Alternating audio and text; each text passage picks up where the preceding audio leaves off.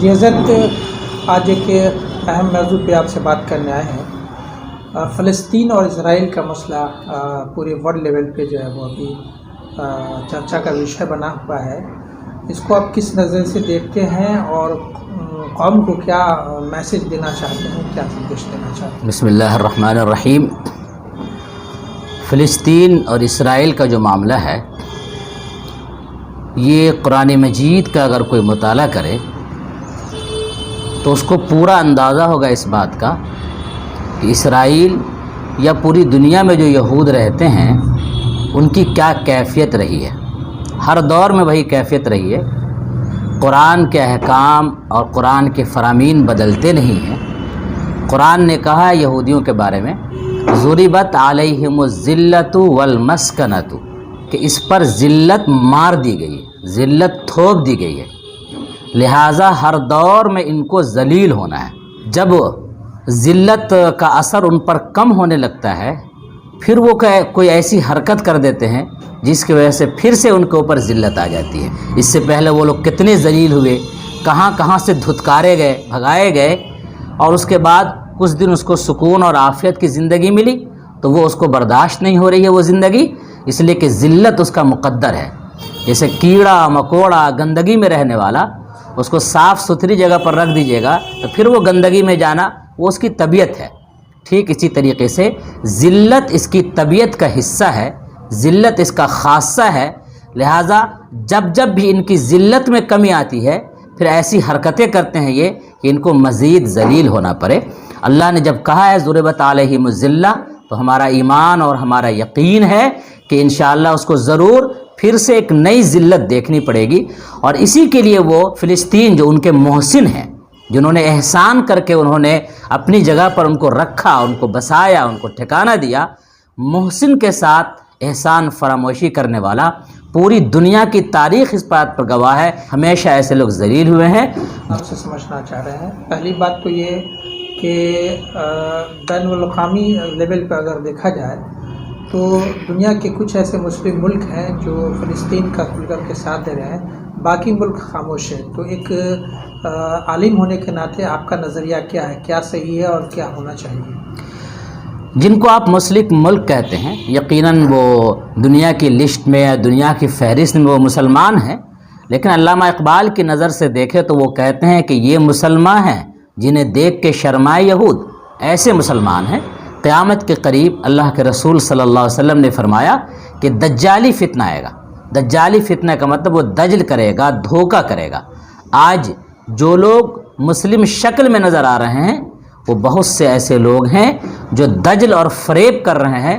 مسلمانوں کی قیادت ان کے ہاتھوں میں ہے، اور حقیقت میں وہ مسلمانوں کے قائد نہیں ہیں بلکہ اپنے ان آقاؤں کے قائد ہیں جو پس پردہ ان کا سپورٹ کرتے ہیں، ان کا ساتھ دیتے ہیں۔ ایک وجہ تو یہ ہو سکتی ہے۔ دوسری وجہ جو مسلم قائدین نہیں بول پا رہے ہیں، اس کی دوسری وجہ یہ ہے کہ وہ بھی احادیث سے اور قرآن سے ماخوذ ہے کہ جو لوگ اللہ کے راستے سے ہٹ جاتے ہیں تو وہ اپنے آپ کو بھی بھلا دیتے ہیں۔ نسوا اللہ فانساہم انفسہم، جو لوگ اللہ کو بھلا دیتے ہیں پھر وہ اپنے آپ کو بھی بھلا دیتے ہیں، اپنی حقیقت کو بھلا دیتے ہیں، اپنے مقصد کو بھلا دیتے ہیں، اور ایسے لوگوں پر حدیث کے الفاظ ہیں وہن آ جاتا ہے، کمزوری آ جاتی ہے، یہ لوگ کم ہمتی کے اور بزدلی کے شکار ہیں۔ اس کا مطلب ہے کہ ان کے اندر ایمان نہیں ہے۔ رسول اللہ صلی اللہ علیہ وسلم نے مومن کی مثال ایسے دی کہ پیر کے تلوے میں اگر کانٹا چبھے تو پورا بدن اس کا دکھ محسوس کرے۔ اگر کوئی مسلمان ہوگا، فلسطین میں اگر بم گرے گا تو یہاں ہمارا دل نہ دکھے، فلسطین کی بیٹیاں لہو لہان ہو، ہمارے آنکھوں سے ایک آنسو کا قطرہ نہ گرے، فلسطین کے بچے چیخ رہے ہوں اور تڑپ رہے ہوں اور کسی کو موسیقی سے فرصت نہ ہو، اس کے ایمان کے بارے میں کچھ نہیں کہا جا سکتا ہے۔ فتوے کی زبان میں چاہے جو بھی کچھ کہو، لیکن ایمان سے اگر ایمان کی بات کہی جائے تو شاید ان لوگوں کا دل ایمان سے خالی ہوگا جو ایسی حرکتیں کر رہے ہیں اور ان پر کوئی اثر نہیں ہو رہا ہے۔ ایک طرف ہندوستانی مسلمان اسرائیل کے سامانوں کا مخالفت کر رہے ہیں کہ ان کے سامانوں کی خریداری نہ کریں، دوسری طرف یہاں جو مشاعرے پہ مشاعرے ہو رہے ہیں تو یہ اسٹریٹجی نہیں سمجھ میں آ رہا ہے کہ ایک ہی قوم دو الگ الگ جگہوں پہ کام کیسے کرے۔ آپ کے سوال میں دو باتیں ہیں۔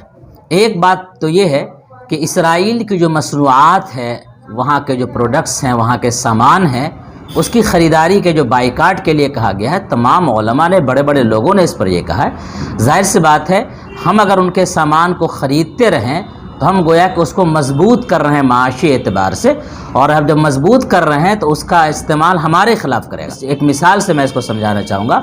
سود لینا بھی حرام ہے اور سود دینا بھی حرام ہے۔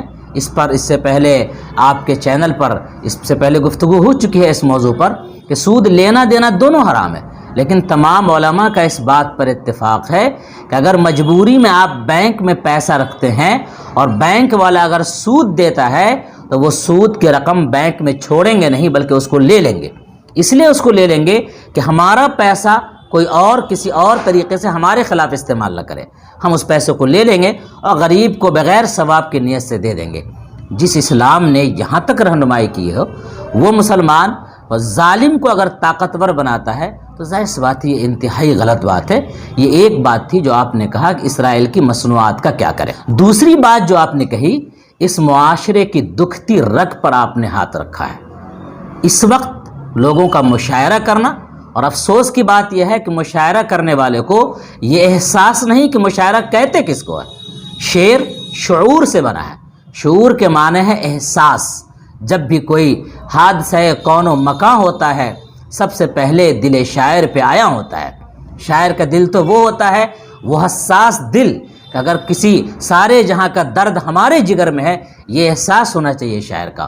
اور ایسا آدمی شعر و شاعری ایسی کرے جس میں زلف کی بات کرے، رخسار کی بات کرے، رات رات جاگے، ہنسی مذاق کرے، اگر ایسا کرتا ہے تو ہم کہیں گے وہ شعر شعور سے خالی ہے، اور یہ قوم بھی شعور سے خالی ہے۔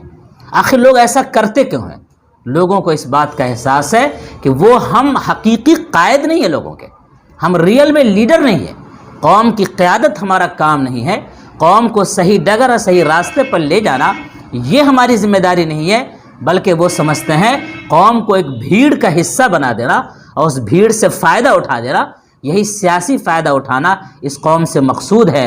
اور قوم جو ناخواندہ ہے، قوم جو بڑی حد تک اپنے مستقبل سے غافل ہے، قوم جو بڑی حد تک اپنے مقصد زندگی سے دور ہے، ایسے لوگ ان مشاعروں میں دلچسپی لیتے ہیں۔ افسوس ہوتا ہے کہ آپ دیکھیے اگر بارش ہو جائے تو بارش کی وجہ سے میچ کینسل ہو جاتا ہے، بارش ہو جائے تو بارش کی وجہ سے عام پروگرام کینسل ہو جاتے ہیں۔ افسوس کی بات ہے فلسطین پر بموں کی بارش ہو رہی ہے اور ان کا مشاعرہ کینسل نہیں ہو پاتا ہے۔ فلسطین پر راکٹ داغے جا رہے ہیں اور ان کے پروگرام پہ پروگرام ایسے ہو رہے ہیں۔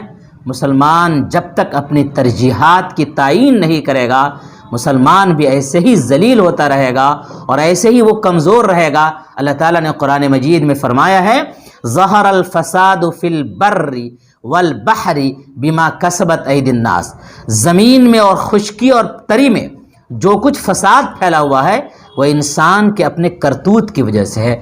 انسان کا وہ کرتوت، کبھی کبھی کوئی کام غلط کام کرنا غلط ہے اور کبھی کبھی صحیح کام نہ کرنا بھی غلط ہے۔ جیسے نماز نہیں پڑھے آدمی تو یہ غلط ہے، اسی طرح سے قومی ذمہ داری ادا کرنا جو ہمارے لیے فرض اور واجب کا درجہ رکھتا ہے، اگر ہم قومی ذمہ داری ادا نہیں کرتے ہیں، اپنی ذاتی زندگی تک محدود رہتے ہیں، ہم جرم کر رہے ہیں، ہم گناہ کر رہے ہیں۔ اس گناہ کا نتیجہ فساد کی صورت میں آتا ہے، ذلت کی صورت میں آتا ہے۔ لہذا اس وقت ان حالات میں مشاعرہ کرنا، علامہ اقبال کا وہ شعر یاد کیجئے، تجھ کو بتا دوں میں تاریخ امم کیا ہے، شمشیر و سنا اول طاؤس و رباب آخر۔